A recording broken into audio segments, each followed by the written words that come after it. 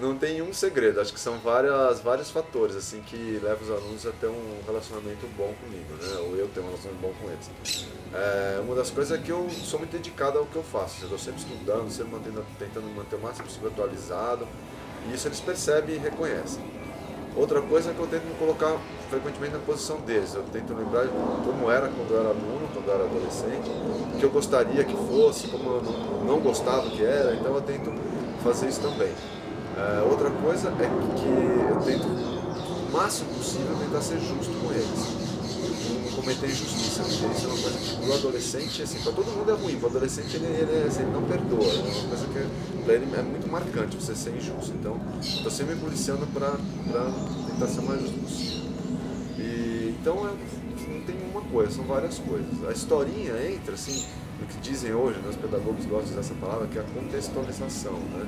Então, eu contextualizo o assunto que eu vou falar, mostrando que aquilo que eu estou falando tem uma aplicação, tem uma lógica, tem um porquê que ele pode aplicar na vida dele ou até para outras pessoas. Então, assim, para usar um exemplo bem concreto, quando eu falo de parasitas, né, da aula de parasitas para eles, aí eu uso muitas histórias de coisas que eu já vivi sobre doenças parasitárias, ou que aconteceu comigo, ou com alguma pessoa que eu vi numa viagem, e daí eu vou passando para eles essa ideia de contextualizar. E aí eu também uso as historinhas, às vezes, para quebrar um pouco o clima, quando eu percebo que eles estão muito cansados, né? Às vezes eles estão esgotados, assim, eu percebo, e aí eu, às vezes, nem tenho uma relação tão direta com o que eu estou falando, mas eu aproveito algum momento para contar uma historinha e dar uma relaxada, assim, e eles gostam, né? Porque às vezes eles pedem, a senhora hoje conta historinhas, eles já estão cansados, eles pedem uma historinha.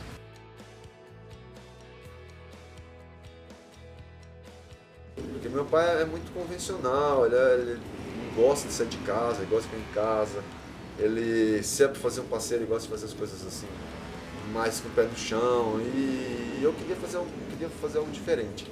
E aí quando eu fiz a primeira viagem, assim, que foi algo muito marcante para mim, a primeira viagem com mochila, aí foi como assim, um vício, sabe? Fiquei viciado, aí a partir de então eu nem consigo me ver viajando de outro jeito. Eles ficaram preocupados, né? Lógico, tem aquela preocupação de pai que é inevitável, né? Mas eles nem apoiaram, não, vai lá, vai, não, mas também não falaram assim, né? Olha, não vai, melhor você não ir, ficaram assim, vendo, eu já tinha 20 anos, o dinheiro, eu tinha juntado dinheiro vendendo umas coisas junto com o meu irmão, a gente vendia umas roupas assim, e umas mesadas que eu tinha guardado, então meu pai deixou assim na minha mão.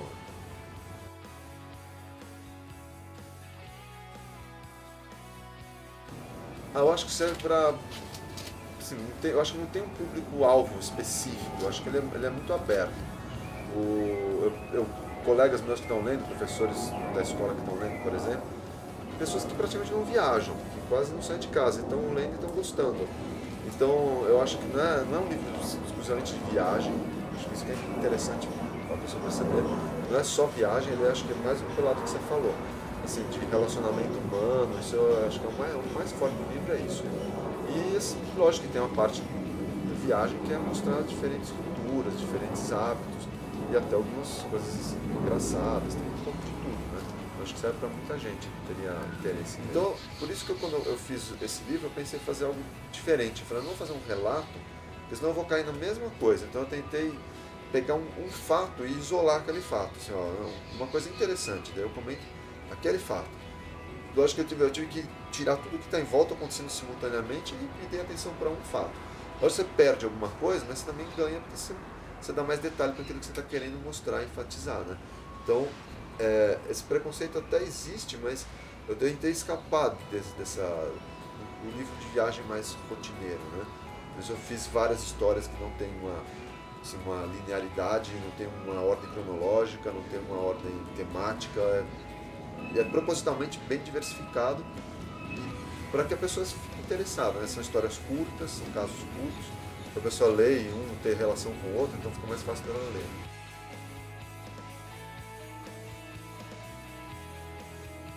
Normalmente são pontos assim de natureza muito particulares de uma região, tanto natureza assim, de ser vivo, como de cênico, beleza cênica, né?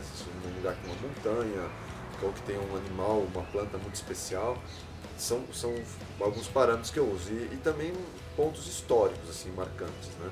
Então tem algumas coisas que são pontos históricos marcantes que eu faço questão de conhecer. Então, esse é o principal para mim.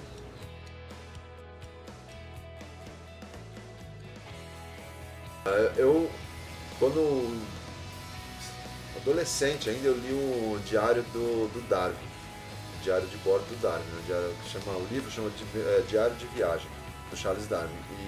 E além dele ter o Darwin como assim, uma personalidade mesmo, um cientista sensacional, por tudo que ele foi, não só como cientista, mas como pessoa, tem ainda o diário dele que é excelente, né? É muito bom. E quando ele fala da passagem dele pela América do Sul e tal, você fica empolgado, você fala, não, preciso ver isso.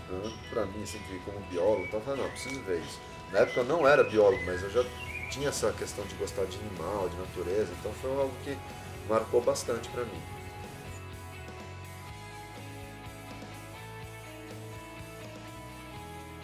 Teve algumas vezes, né, que a gente percebeu situações perigosas. Algumas delas eu cito até no livro, né? A subida lá do vulcão no Chile, que foi uma coisa totalmente imprudente, o jeito que a gente fez. Subir um vulcão com neve de calção e tênis. E outras situações, mas assim, em relação a pessoas, né?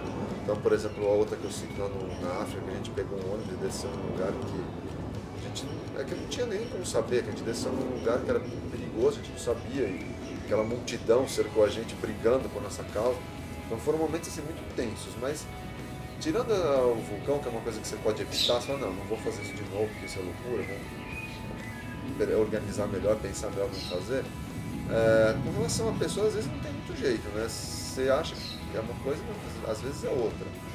Então eu não fico muito pensando nisso, assim, de como evitar, tá? Não, eu acho que estão os cuidados básicos, né?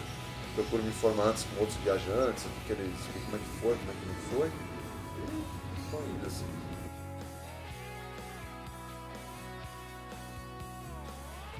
Menos aberto? Não.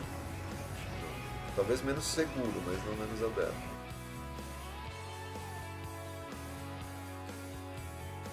É difícil dizer porque eu fui para lugares diferentes, né? Então não dá para comparar muito, mas a primeira viagem que eu fiz de mochila foi para a Argentina.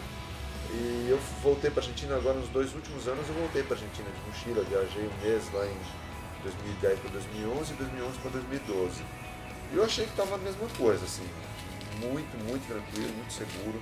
Na Argentina, os argentinos dizem que piorou a segurança, mas eu pessoalmente não percebi nada diferente. Em 2007, quando eu fui para a Malásia, por exemplo, a gente chegou à noite numa cidade, e é uma cidade grande da Malásia, nós estávamos procurando lugar para ficar e não achava, e aí um senhor com a sua esposa, eles estavam parados lá, comprando acho que uma coisa na farmácia, e eles perceberam, porque eu deixei a minha mulher esperando, e eu fui procurar o hotel. E aí ele veio até nós depois de um tempo e falou, olha, eu percebi que vocês estão aqui há muito tempo, vocês não estão achando lugar para ficar, vocês querem...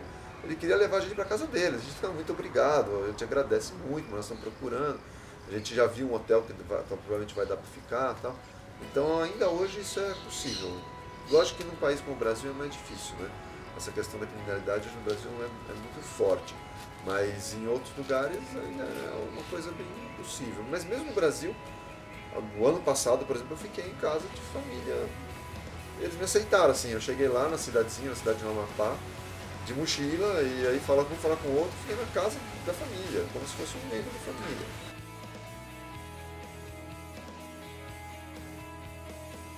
Bom, para a Grécia eu não tenho vontade de voltar, porque é aquilo que você falou, uma das coisas para mim mais importantes em viagem é o meu relacionamento com as pessoas do lugar.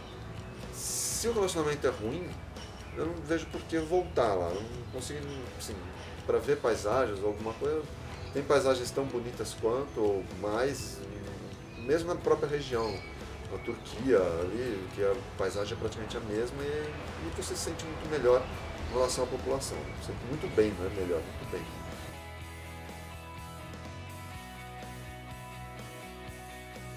Agora, algum lugar que eu jamais iria, é difícil dizer, assim, um lugar que eu jamais iria.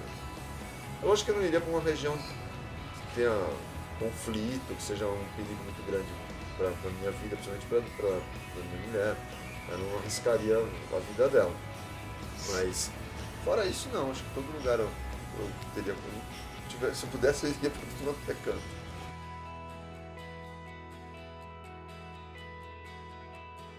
Não, todos que eu gostaria de conhecer o mundo inteiro. Não vai dar, mas que eu, assim, uma lista de prioridades, eu não tenho uma lista de prioridades, tenho mais ou menos, vai. Queria conhecer muito algumas dessas ilhas do Pacífico, que elas são muito diferentes de outros lugares, né? Fiji, Seychelles é no Índico, mas Fiji, por exemplo, eu gostaria muito de conhecer. Depois gostaria de conhecer também a Mongólia, alguns países, a Rússia. Gostaria ainda de, pelo menos, tentar conhecer essa região da Sibéria toda, que deve ser muito bonito. Mas, por enquanto, vou ficar em algo mais próximo aqui, né? Alguns países da América Latina que eu não conheço ainda, principalmente a América Central. E alguns países da África. Eu não conheço ainda a floresta equatorial africana, assim, nunca fui. E eu estou pretendendo nos próximos meses aí, ou anos, ou ver se eu consigo conhecer um lugar desse.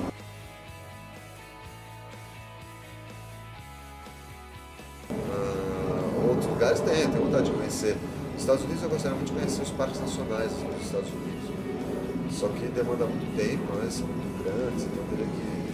Ou várias viagens, ou ficar lá um ano só conhecendo isso. No Canadá eu gostaria muito de conhecer o Alasca. O Alasca eu tenho muita vontade de conhecer. Não é tão convencional, mas nos Estados Unidos, principalmente os parques nacionais. Na Europa tem, lógico, né? O parque histórico todo da Europa.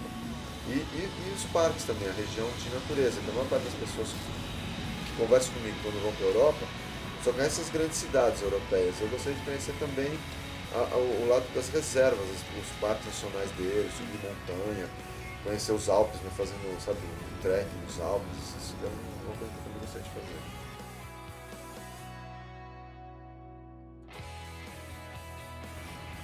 O mais emocionante é assim, essa pergunta sempre aparece pra mim, né? Qual é o mais? O mais não dá pra dizer, né? Cada uma tem o seu lado, assim, de emoção. Na África, por exemplo, foi muito emocionante. Eu comprar um carro, viajar na África com um carro, que era algo que eu não esperava. Ver aqueles animais todos que eu tinha visto desde criança só em filme, chegar lá e ver ao vivo ali na minha frente, é uma coisa impressionante, assim, é muito emocionante. Eu lembro o dia que eu cheguei, no primeiro dia que eu entrei no Parque Nacional na África, que eu vi um elefante, uma girafa, assim, do meu lado, eu não acreditava, né? Agora, tem, lógico, na Índia, por exemplo, é muito marcante. Na Índia você está emocionado 24 horas por dia. E é tudo tão absurdo, tão diferente que você fica até durante a noite você continua tendo emoção, porque os caras não te deixam dormir, né? Porque todo dia tem barulho à noite. Então assim, tem a exoticidade do Sudeste Asiático, assim, Vietnã, que é muito exótico. Então, vários lugares assim, são muito impactantes. Né?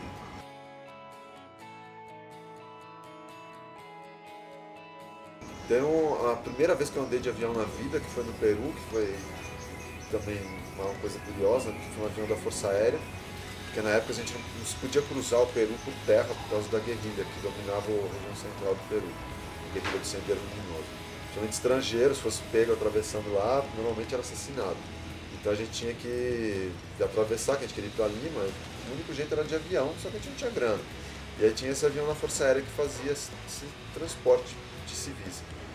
E foi curioso, porque quando a gente chegou lá, eu achando que era um avião, né, como eu imaginava, não, era um avião de paraquedista que abria por trás.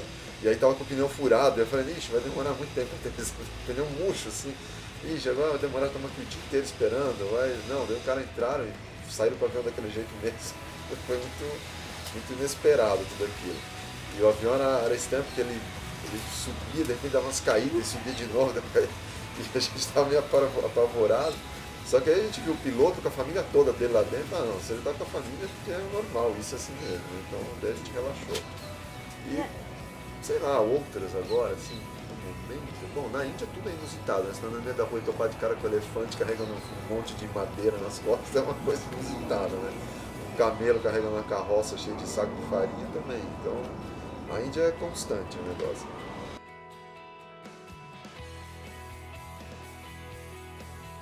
Que eu gosto, como eu falo no próprio livro, que eu me relaciono muito bem, que quando está quase em casa, são os países da América Latina, né?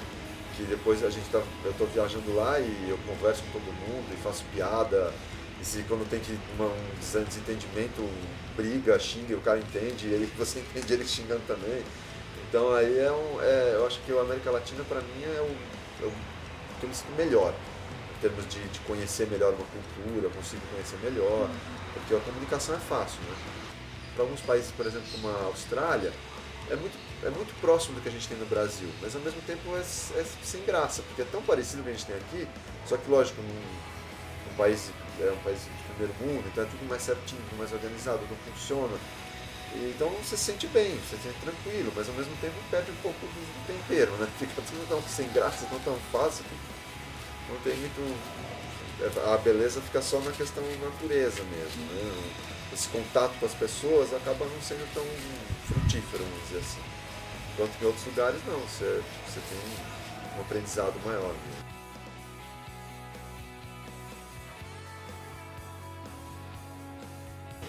Tem a questão da língua, que é um empecilho muito grande. Então, por exemplo, na Tailândia, é muito difícil se relacionar com as pessoas por causa da língua, não porque eles não queiram, mas é por causa da língua. E eles têm uma dificuldade extrema de falar inglês. Mesmo pessoas que estudam inglês, às vezes por anos, eles têm uma dificuldade muito grande de se comunicar, a pronúncia deles é terrível. Então, é um lugar que você tem dificuldade por causa da língua. Na Grécia, como a gente já falou, tem dificuldade por causa do comportamento deles, né? Mas, por exemplo, na Tailândia, para você fazer a comparação, tem essa dificuldade de comunicação por causa da língua, mas você se comunica de outras maneiras, né? Então, eu lembro que a gente tinha um mapa de Bangkok, e a gente queria conhecer o zoológico de Bangkok, que é famoso por causa de algumas particularidades dele. Só que o mapa estava errado, e a gente quando a gente percebeu que estava perdido, né, na cidade. E aí minha mulher parou numa loja assim, perguntou, e ninguém entendia nenhuma palavra de inglês, e aí ela começou a fazer mímica, imitando bicho. E eu fiquei olhando e falei, você tá louco, né? Bom, eu acho que a gente tá louco, aí que alguém me descobrir que a gente quer ir pro zoológico. E aí uma das pessoas que estava tentando entender o que estava acontecendo, ela escreveu no papelzinho e falou, me indicou, né, assim, por mímica, que a gente fosse mostrando aquele papelzinho que a gente ia dar onde a gente queria. E a gente chegou no zoológico, a gente ia mostrando o papelzinho e as pessoas indicavam. Então, teve a dificuldade de comunicação, mas por outro lado, esse contato humano foi sensacional, né? É muito difícil. Quando você vai ficar um mês, ou vai no máximo 2 meses num lugar, é difícil você aprender alguma coisa, né, em um mês ou 2. Mas eu tento aprender assim o básico, por exemplo, por favor, obrigado, são bom dia, boa tarde, boa noite, são coisas bem básicas que você pode aprender, né? E é um cartão de visita, que a pessoa gosta quando você chega e fala na língua dele, né? Bom dia, por favor. Então, só que tem lugares que até isso é muito difícil, porque, por exemplo, agora eu fui para a Etiópia em janeiro, né? Na Etiópia, cada região fala uma língua diferente. Eles têm uma língua geral deles, mas cada região fala uma língua própria, particular.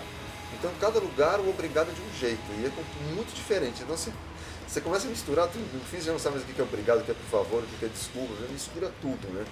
E aí eles acham, mas eles percebem que você está tentando, acham engraçado, então já se estabelece um vínculo, assim, né? Um vínculo bom, né?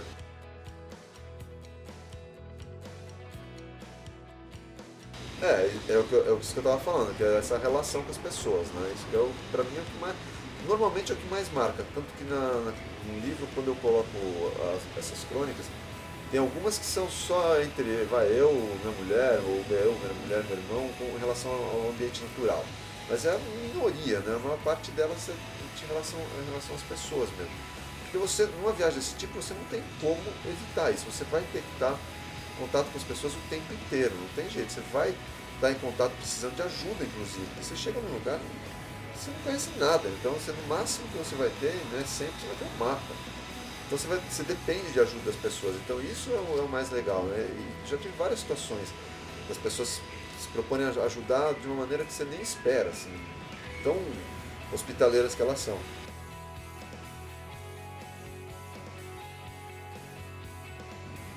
Teve o dia do lançamento, que foi aquela emoção, assim, que foi sensacional. E aí você pensa, bom, agora acabou, né? Porque as pessoas já vieram no lançamento, já acabou e pronto. Mas eu estou tendo agora esse retorno, né?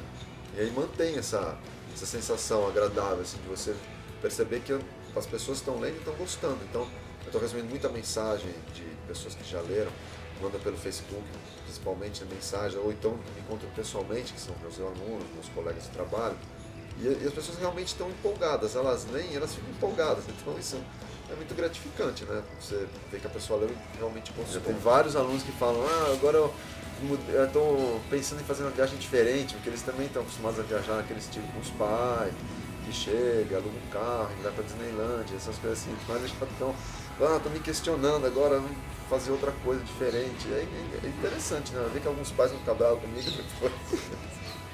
Eu gosto muito de escrever, né? Então eu pretendo continuar escrevendo, eu vou anotando títulos assim, de ideias que vou escrever sobre esse tema. Então eu já tenho assim, mais de 50, 60 temas anotados que dá para desenvolver mais crônicas, né? Então eu pretendo continuar. Eu acho que uma coisa que é interessante falar, assim, para as pessoas não terem medo de ousar, né? Que tem muita coisa interessante para se conhecer, dá para você fazer muita coisa independentemente, não precisa ter medo de tanto assim como às vezes as pessoas têm. As pessoas muitas vezes me perguntam como que eu viajo, você não reserva hotel? Gente, qualquer lugar que você vá, você chega, você arruma um hotel para ficar. Pode não ser uma maravilha, mas pelo menos por uma noite você cai lá, dorme, no dia seguinte você vai embora, arruma outra. Então, você pode usar, lógico que um certo critério para você não entrar numa fria muito grande, mas principalmente em países da Ásia, são muito seguros, não tem problema, você pode ir à vontade, não precisa ter esse receio tão grande que eu percebo que o brasileiro tem e que é muito comum assim, o europeu não tem. Eu encontro muito viajante europeu, às vezes muito jovens ou muito idosos, e para eles isso que eu faço é uma coisa assim, absolutamente corriqueira e normal. O brasileiro parece que é uma coisa do outro planeta, né, para a maioria dos brasileiros, e na verdade não é, né? Qualquer um pode fazer, é só perder um pouquinho o medo e ter vontade, qualquer um faz.